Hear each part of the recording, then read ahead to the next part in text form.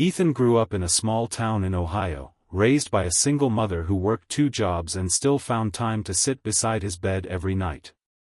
From her, he learned one thing deeply: when you love someone, you give without counting. By 32, Ethan had built a decent life. He wasn't rich, but he was steady. He worked as a construction project manager, owned a modest house, and dreamed of starting a family. Then he met Lily Morgan. Lily was vibrant, ambitious, and wounded in ways Ethan didn't see at first. She had big dreams of opening her own boutique in Chicago and carried stories of past relationships that never believed in her. Ethan listened. He believed. He promised himself he would be different. From the beginning, Ethan gave more. He paid for dinners when Lily was short this month. He drove hours to support her at pop-up shops that barely broke even. When her car broke down, he co-signed the loan.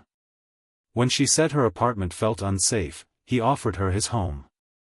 And when she said, "I've never felt this supported before," Ethan felt rich. The first red flag came quietly. Lily forgot Ethan's birthday. Not completely, she remembered 2 days later. She laughed it off, kissed his cheek, and said, "You know, dates aren't my thing." Ethan smiled and said it was fine. The second red flag came with words. "You're too comfortable," she told him one night. "You don't think big enough." Ethan didn't argue. He thought love meant adjusting, growing, becoming more for the other person. So he did. He took extra projects. Worked longer hours. Started setting aside money, not for himself, but for her dream. When Lily finally found a small retail space she wanted to lease, the deposit was more than she expected. She cried at the kitchen table, saying the universe was always against her. Ethan didn't hesitate.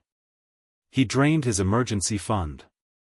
The same fund his mother once told him was your safety net, son. "This is temporary," Lily said, hugging him tightly. "You're my hero." But heroes don't get rest. The boutique struggled. Lily was stressed. She snapped easily. She blamed the economy, the location, sometimes even Ethan. "You don't understand how hard this is," she'd say when he suggested practical changes. "You've never risked anything." That hurt. Because everything Ethan had ever risked was sitting right in front of him. Then came the request that changed everything. One evening, Lily told him she needed more capital to rebrand the store. New inventory. Marketing. A chance to finally win. Ethan hesitated. "For the first time," he said, "I don't know if I can." Lily went quiet. Cold. "So you don't believe in me anymore? So I guess I was wrong about you." Those words cut deeper than any shout ever could. That night, Ethan took out a personal loan in his own name. Months passed. The store improved slightly, but Lily grew distant. She stayed out late. Took calls in other rooms. Smiled at her phone in ways she no longer smiled at Ethan. One afternoon, Ethan visited the boutique early. He wanted to surprise her with lunch. He surprised himself instead. Lily was laughing with another man, close, familiar, intimate. When she saw Ethan, her smile vanished. Later that night, the truth came out. "I didn't mean for it to happen like this," Lily said, arms crossed. "I just found someone who understands my ambition." Ethan asked the only question that mattered. "What about everything I gave you?" Lily sighed, as if he were being unreasonable. "You chose to give it." And then she said the words that broke him. "I need you to move out. The house. I think it's best if I keep it for now. I need stability. The house. The loans. The debt. The sacrifices." She took even more. Ethan slept on his sister's couch that night, staring at the ceiling, feeling hollow. For weeks, he blamed himself. For being too soft. Too generous. Too trusting.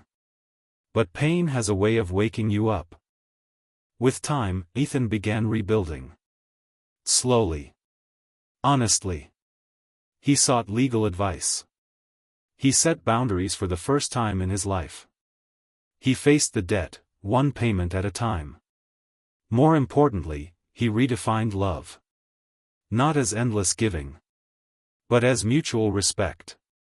Years later, Ethan stood in front of a group of young apprentices at a construction site. He wasn't just their manager anymore, he was their mentor. He told them, hard work matters. Kindness matters. But never confuse love with self-erasure. That night, he went home to a small but peaceful apartment.